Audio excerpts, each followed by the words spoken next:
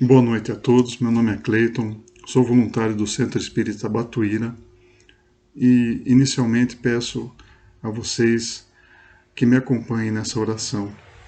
Peço que vocês fechem os olhos, respirem calma e profundamente, que essa palestra seja produtiva, que possamos sempre seguir o caminho do bem e sempre auxiliar o próximo.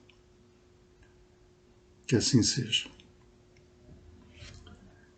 O assunto de hoje, pessoal, que eu considerei importante é o livro Conduta Espírita, ditado por André Luiz e psicografado por Valdo Vieira. Tá? É um livro que nos dá um guia, né? Não necessariamente que tenhamos que segui-lo à risca, né? Esse livro, mas nos dá uma noção de nossa conduta, né? A partir do momento que começamos a estudar o Espiritismo. O primeiro assunto desse livro ele fala sobre a mulher, né? E eu acredito que de todas as religiões, não desmerecendo nenhuma, mas a única religião, a única doutrina que iguala o homem e a mulher é a doutrina espírita, onde não há diferenças sociais entre os dois, sociais e intelectuais também, né? E eu achei interessante, o primeiro assunto que ele aborda é a mulher, que a responsabilidade da mulher é muito grande, sendo que ela que traz o ser à vida, né? O desencarnado, a reencarnação. Então, é uma missão muito nobre, né? Assim como a continuidade desse ser, né? A mãe vai educá-lo, vai guiá-lo, né? Orientá-lo, né? Sempre dentro do livre-arbítrio desse ser também, né?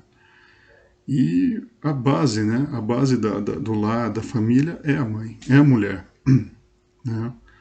O pai tem uma grande influência também, mas a base é a esposa, é a mulher, é a mãe dedicada, né?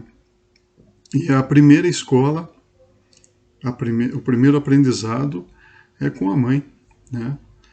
Então a mulher é um ser assim extremamente iluminado, né? Pela visão espírita. Então devemos sempre respeitá-la, né? E a mulher também se respeitar. Né? O segundo tópico que eu achei interessante também, ele fala referente ao jovem, né? As atitudes do jovem. Quando o jovem começa a estudar o espiritismo, ou tem alguém na família que estuda, ele se interessa também, nunca seguir para o lado pessimista das situações, né? Normalmente o jovem ele é pessimista, ele desacredita no futuro, em algumas situações, né? Devido às mudanças físicas, hormonais, comportamentais, né? O jovem começa a se conhecer. Então, o conselho que eu dou ao jovem que está estudando espiritismo, que quer começar a estudar, é sempre persistir, né? E sempre procurar os mais velhos, né? Os mais orientados, vamos dizer assim, para sentir um melhor apoio, né? No dia a dia, no que ele quer ser quando crescer, né? Sempre tem essa pergunta, né? E de que forma ele deve conduzir a sua vida, né? Tá? Referente ao médium, o ceareiro de Cristo é sempre servo e servo do amor, né? Então o médium tem que sempre manter a humildade, nunca de forma alguma fazer alguma coisa pensando em alguma troca, algum benefício, né? Ou esperar algum elogio, de forma alguma, né? Sempre manter a humildade, né? No rastro do orgulho sempre segue a ruína, né? Então, se o médium começa a achar que ele é o mais importante do centro, sem o centro espírita sem ele no centro espírita, o centro não funciona, não se segue a vida, é perigoso, né? Aí já começa a ruína do médium, né? Todo o seu trabalho sofre deterioração, né? Referente ao espírita no lar, né? Normalmente nós somos base, tanto o pai quanto a mãe, de nossos filhos, né? Então sempre manter a calma, por mais difícil que esteja a situação, né? Cólera ou violência devem ser banidos, né? Isso com o dia a dia, né? A gente acaba aprendendo no dia a dia a dominar essas mazelas, né? Que nós sejamos exemplos de calma e temperança, né? Nas horas de alegria, que nós consigamos manter nosso equilíbrio, e principalmente nas horas mais difíceis, né? Nas horas de tristeza, nas horas de desespero, que nós consigamos manter a calma, perseverando na fé e na confiança, né? Sempre acreditando que tudo é um aprendizado, né? E também, ao menos uma vez por semana, praticar o Evangelho no lar, né? Convidando a todos que convivem, que moram na casa, ou se caso houver alguma visita, convidá-los, nunca de forma alguma exigir a presença, né? Tem que ser de forma espontânea, e praticar o Evangelho, né? Para que nós sejamos protegidos durante a semana, e nossa casa também, né? Seja um foco de luz para os que vierem nos ajudar, nos amparar, e os que vierem, de certa forma, atrapalhar, né? Os menos esclarecidos, que eles recebam um guia, recebam um caminho, que eles possam ser mais esclarecidos, né? Que nossa casa se torne um foco para o caminho dessas pessoas. Perante o trabalho, né? O dever lealmente cumprido mantém a saúde da consciência. Achei muito interessante essa frase, né? Sempre ajudar os colegas, independente de grau hierárquico, né? Se são novos na empresa, se já são antigos, se possuem cargo superior ao seu, ou o mesmo cargo, sempre prestar auxílio, de qualquer forma, né? Nem que eles lhe neguem auxílio se você um dia precisar, mas você tem que estar sempre à disposição. É fácil falar? Muito fácil, mas é prática, né? Às vezes, se você nega o auxílio a um amigo, lá na frente pode voltar para você essa negação de auxílio, de ajudar, né? De repente até de ensinar essa pessoa. Hoje ela pode ser seu subordinado, amanhã ela pode ser seu chefe, né? Mas não pensar em ajudar já imaginando algum benefício, né? Ajudar de coração aberto mesmo, né? Sem pensar no amanhã. Ajudar e esquecer que ajudou, né? E nunca querer, entre aspas, confetes, né? Reconhecimento de que você ajudou essa pessoa, e essa pessoa querer louvar você por causa disso, né? Eu acredito que ajudar as pessoas no trabalho é mais que uma obrigação, né? Se você ajuda alguém no trabalho, você está, digamos assim, se ajudando a não ter retrabalho, né? Porque sempre que você nega o auxílio a alguém, de repente essa negação de auxílio lhe torna um transtorno, acaba te atrapalhando de alguma forma, porque estamos no trabalho, dizendo assim, estamos todos ligados, né? Se falha uma engrenagem, falha todas, tá? Outro assunto também que ele fala, que é muito atual, né? É nos embates políticos, né? Eu nunca vi tanta briga, tanta confusão referente à política hoje em dia, né? Eu acredito que é devido à internet, a melhores informações que as pessoas têm, as pessoas estão mais esclarecidas, os pontos de vista estão mais fora, né? Digamos assim, entre esse lado político, né? Com quem você conversa na rua, por mais humilde que a pessoa seja, ela sabe o nome de ministro, sabe o nome de deputado, coisa que há 10, 15 anos atrás isso era difícil. Só quem realmente lia, quem participava, quem acompanhava, tinha conhecimento desses nomes, né? Eu acredito que esses embates políticos um dia vai chegar em equilíbrio, né? Os extremos, eles são necessários para que se equilibrem, né? E nós, como espíritas, nós nunca, de forma alguma, devemos defender a nossa posição a qualquer custo, né? Sim, claro, temos nossos ideais, temos os políticos que nós temos uma empatia moral e uma empatia intelectual, né? Mas de forma alguma causar transtorno ou querer humilhar, maltratar uma pessoa que pensa diferente da gente, né? Devemos exercer os nossos deveres de cidadão, como eleitor, né? Votarmos em quem nós acharmos necessário votar, né?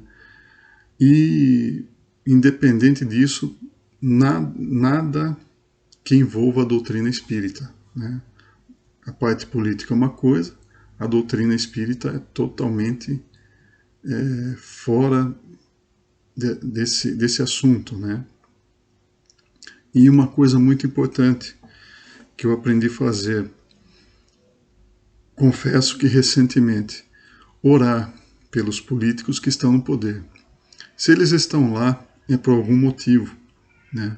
Independente de partido, de ideologia, do que for. Orar por todos que estão lá.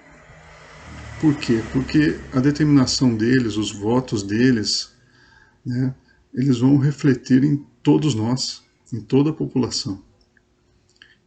Então, se ele foi eleito de alguma forma e, de repente, até uma missão dessa pessoa, ela precisa de auxílio espiritual. E é um irmão, como todos nós, independente da sua linha de raciocínio, né? Por mais difícil que ele seja, devemos sempre orar pelos que estão no poder. Na obra assistencial, pessoal, o espírita, pelo menos uma vez por semana, ele deve prestar auxílio aos irmãos mais carentes. Pode ser auxílio material, auxílio espiritual, simplesmente ouvir alguém, visitar alguém, um parente, um amigo, um vizinho. Apesar de toda essa tecnologia, as pessoas estão muito sozinhas, né? As pessoas estão carentes de conversar, ou de falar, ou até de ouvir também, né? Então, na psicografia, André Luiz fala que pelo menos uma vez por semana, né? Devemos ajudar alguém, de alguma forma, tá? Isso pode ser no alimento, tá? Nas instituições, né? Seriam hospitais, nos centros espíritas mesmo, né?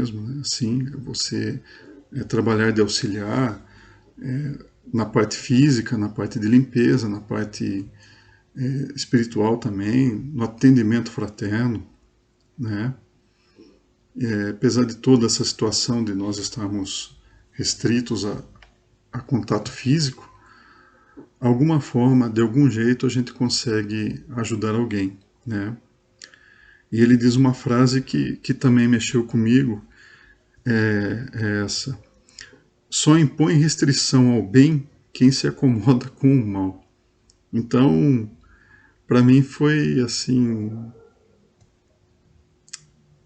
um tremendo assim de um puxão de orelha, né? Se você fala, hoje eu não vou porque está chovendo, hoje eu não vou porque eu estou cansado, eu não tenho condições de ajudar alguém, eu não sei o que falar. Então isso é tudo restrição para que você não pratique o bem. Então você está conformado com o mal. E isso é péssimo, né? Então, de alguma forma você consegue ajudar alguém. Seja no pensamento, numa ligação, ou na própria presença, né? Você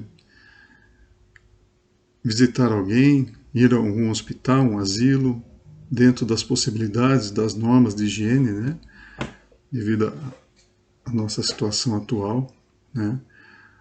Mas de alguma forma nós conseguimos ajudar sim. Tá? E sempre ajudar assim, de forma espontânea e gratuita, né?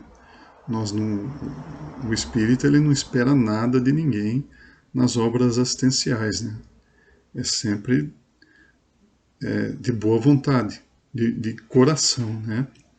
E também não querer abraçar todos os compromissos, né? Que são vários no centro espírita, né?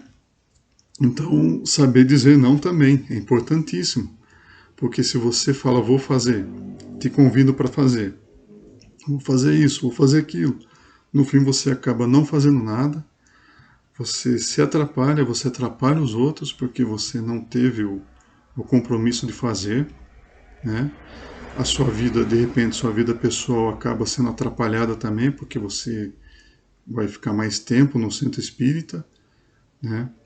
Ou vice-versa, né? Você deixa de atender no centro espírita porque você precisa atender sua vida pessoal, sua vida profissional. Então você tem que saber dosar o que você quer fazer no centro espírita, né? E saber fazer, falar o não é importantíssimo, tá? Perante nós mesmos, né? Nós nunca devemos nos julgar indispensáveis. Nós sempre somos substituíveis, né? E quando nós estamos fazendo alguma ação, alguma caridade, algum trabalho, aí sim devemos nos exercer, devemos vestir a camisa, devemos servir como exemplo, né? Mas nunca achar que se nós não estivermos lá, não vai funcionar. Isso não pode acontecer. Nós não somos eternos, fisicamente, né? E de repente por alguma situação nós não podemos ir ao compromisso ou não podemos participar ao centro e tal, como que vai continuar? Então, sempre nos considerar dispensáveis e sempre colocar alguém que possa nos substituir, né? A doutrina, os trabalhos, tudo tem que continuar sem nós, né? Claro que com a gente, com mais pessoas, é excelente, mas não somos indispensáveis, né? E também uma coisa muito importante é nunca contrariar a verdade e a doutrina para agradar os outros, né? Você se torna escravo de certas situações, né? A verdade tem que sempre prevalecer, por mais dolorosa que seja. Se você omitir a verdade, se você achar que falando alguma coisa, alguma palavra que não seja real e que seja contrária ao que Kardec nos falou, né, nos exemplificou, para agradar os outros, isso também não pode acontecer, né? E sempre que você fizer um compromisso com alguém, ou com o centro, o combinado não sai caro, né? Você combinou, você tem que cumprir. Por isso que é importante você saber falar não, né? Para você fazer o que você se empenhou a fazer de forma justa e bem feita, né? E também, perante nós mesmos, nunca entrar nas situações de acaso, né? O acaso não existe, né? Utilização de talismãs, jogo de qualquer natureza, pactos, apostas, isso não cabe ao espírita, né? E também esquivar-se, uma coisa difícil hoje em dia também, né? Esquivar-se de armas homicidas, né? Armas homicidas que possam causar mal a outras pessoas, né?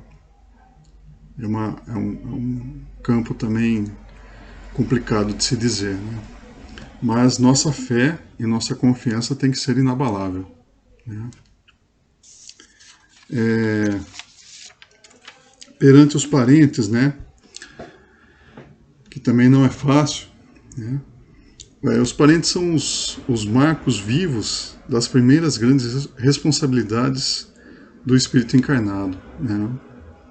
O que isso quer dizer? Que no meio em que você nasce, de repente é porque você tem muitas dívidas para considerar, muitos desafetos para se ajustar, ou você vai servir de exemplo, né? Ou os seus parentes servirão de exemplo para você, né? Para o seu crescimento, ou você vai ajudá-los a crescer, né? E ambos os casos são difíceis, né? São difíceis de aceitar e também dos dois lados, né? Tanto o que veio para aprender e o que veio para ensinar, né? E constantemente um aprende e o outro ensina, né? Vice-versa, né? E que possamos estender, né? Os nossos parentes mais próximos seriam os nossos filhos, nossos pais, nossos irmãos, estendendo-se, né? Os nossos primos, nossos tios, né? Avós. De repente não temos tanto contato, mas que possamos estender, né? Essa fraternidade, né? E assim irradiar, né? Ele diz também aqui, outra frase, essa frase também mexeu comigo, né? Humanidade é a nossa grande família. Então, o mundo todo é uma família, né? Existem várias religiões, crenças, políticas, várias formas de governo, mas todos somos unidos de alguma forma, né? Então, que comece na nossa casa essa união e que se irradie, tá? Temos a família de sangue, né? A consanguinidade. Essa família de sangue é um teste permanente, né? De nossas relações com a humanidade. Então, a gente aprende em casa, aprende na família, para frente, né? Na humanidade, na sociedade, aprender com os outros, né? Você amar um consanguíneo é mais fácil do que você amar um estranho. Então, esse consanguíneo seria um degrau para que você possa amar o próximo, né? Perante os doentes, é sempre, quando for visitar um doente, sempre criar uma atmosfera positiva e de confiança, né? Através de preces, de vibrações, de palavras de carinho, tá? Independente de quem seja o doente, né? Se de repente essa pessoa, às vezes a pessoa ela não crê em nada, ela não aceita, mas se você for com alegria, não demonstrar tristeza ou assustar com a aparência da pessoa, até assim fazer uma piada com essa pessoa, né? Uma piada, claro, agradável, né? Dependendo do seu nível de intimidade com essa pessoa, acaba ajudando, né, a mudar aquele pensamento ruim, né, a distração, né, a conversa. Né. Agora, se a pessoa aceita a prece, aceita fazer uma vibração, de repente aceita até, se o espírita pratica, né, o passe, aceita tomar um passe, aí ajuda mais ainda, né? Mas devemos agir de acordo com o ambiente, de acordo com a situação da pessoa, né? E nunca chegar com um olhar de tristeza ou de pena da pessoa. Por mais próxima que essa pessoa seja e por mais que nós fiquemos abalados com o estado dessa pessoa. Nós não podemos demonstrar isso, né? É tudo passageiro, né? O corpo é o momento que estamos usando. Aquilo não é real, né? Aquilo é uma passagem. E de forma alguma falar que a pessoa vai definir um prazo, né, para a pessoa se curar, que ela vai ser curada em tantos dias, ela vai melhorar, ela vai sarar. Eu acho que esse assunto não é necessário, né? Nós temos a certeza que a pessoa irá sair daquela situação, não cabe a nós, né? Nem os médicos, nem os que estudam sabem, imagine nós que somos leigos, né? Nós não sabemos o que está acontecendo com essa pessoa, qual é a provação dela. De repente ela precisa passar por essa doença, sair viva dessa doença por algum aprendizado, mas de repente ela pode não sair viva. E devemos aceitar ambas as situações, né? Aceitar com calma, com fé e com confiança. Porque cada um tem uma bagagem, cada um tem um aprendizado nessa terra, né? A frase, cada parte ele coloca uma frase interessante, né? A frase que ele colocou é: o antídoto do mal é a perseverança do bem. Eu achei interessante essa frase, né? Perante outras religiões, pessoal. Isso também é uma coisa que complicada e ao mesmo tempo simples, porque devemos aceitar as outras religiões independente do nosso estudo e da nossa crença e da nossa opinião, tá? Sempre respeitar os irmãos de outras religiões, tá? Toda imposição em matéria religiosa revela o fanatismo, tá? Isso se reflete a nós também espíritas, né? Se nós impomos que o espiritismo é a base de tudo, é a dona da verdade, é a reencarnação que domina, uns acreditam, outros não. Se nós batemos o martelo e falar que a nossa religião, a nossa doutrina é a principal, isso gera um fanatismo, tá? Devemos ser conscientes de que cada um segue o que quer, cada um acredita no que quer, né? Se de repente a pessoa ela segue outra religião, é aquilo que ela tem, é aquele conhecimento que ela tem. Quem somos nós para julgar essa pessoa, né? De repente ela precisa estar naquela religião para o seu aprendizado moral, intelectual, e de repente precisa daquela religião para que sua família siga também, né? Então não cabe a nós julgar e devemos aceitar toda e qualquer religião, desde que voltada para o bem, né? Perante a oração, pessoal. A oração, acima de tudo, é sentimento, né? Devemos orar sempre para todos, tanto os nossos queridos quanto as pessoas que de alguma forma não nos querem bem. Ou também nós também temos algum sentimento ruim perante essas pessoas, né?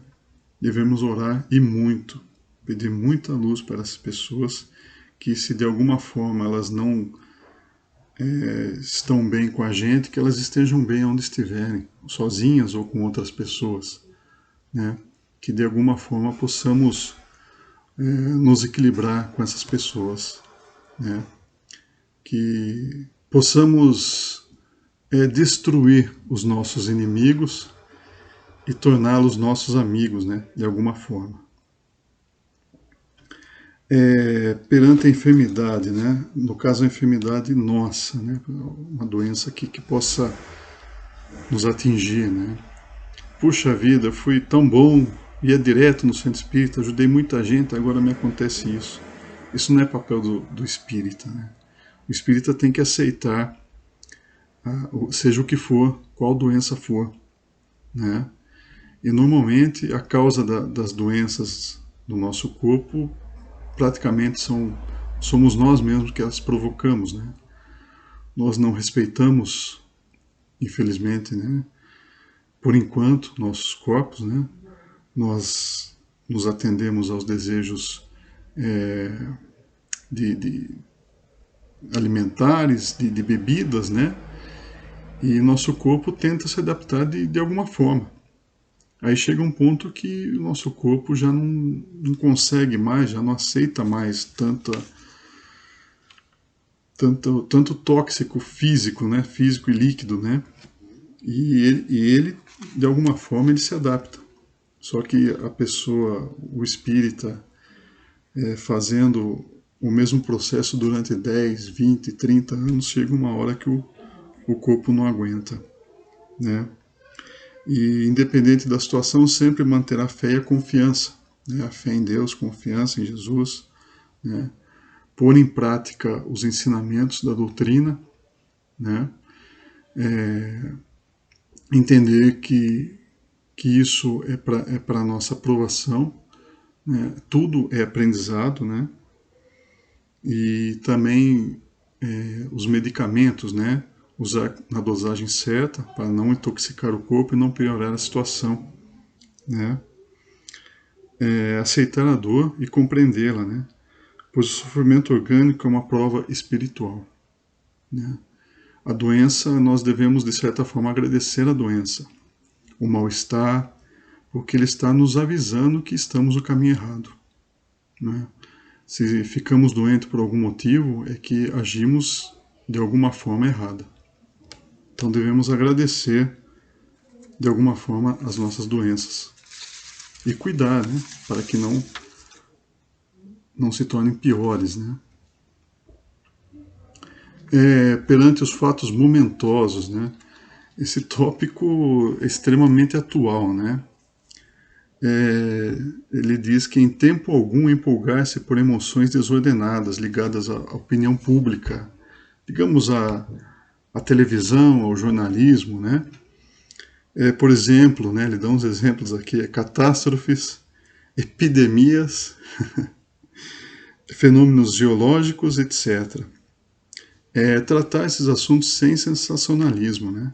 Claro que são assuntos assim sérios, são assuntos polêmicos, mas devemos tratar de forma natural, né? Tudo é provação, né? Esse planeta de expiações, provas e expiações, então estamos sujeitos a tudo, né? As intempéries, as epidemias aí que estão aí, né? Que já tivemos várias, estamos passando por uma, e acredito que não seja a última ainda, né? Temos muito que evoluir ainda para banirmos as epidemias, né? Tá? E perante Jesus, pessoal, o espírita ele sempre deve reconhecer a presença invisível de Jesus, né? Que Jesus seja a nossa base para praticarmos o bem, né? Que possamos seguir a palavra de Jesus. Se conseguimos, nessa encarnação, aprender 10% do que Jesus tentou nos passar, acredito que já é um grande avanço, né? Somos o rebanho, Jesus é o divino pastor, né? E para encerrar, pessoal, eu gostaria de falar a frase de Kardec, né? Fora da caridade não há salvação. Eu agradeço não a presença de vocês, mas de vocês terem assistido. Se tiverem dúvidas, posso esclarecer, se quiserem mandar opiniões também, né? Fiquem à vontade, tá ok? Então, o que eu tenho que passar para vocês, resumidamente, era isso, tá? Agradeço a oportunidade, agradeço aos que me convidaram a fazer essa palestra e vamos encerrar, tá? Eu peço que vocês fechem os olhos e vamos agradecer por essa noite, por estarmos encarnados e por todos que estão à nossa volta. Agradecer a Jesus, as suas palavras, que foram ditas há 2000 anos e ainda seguem forte para que possamos evoluir.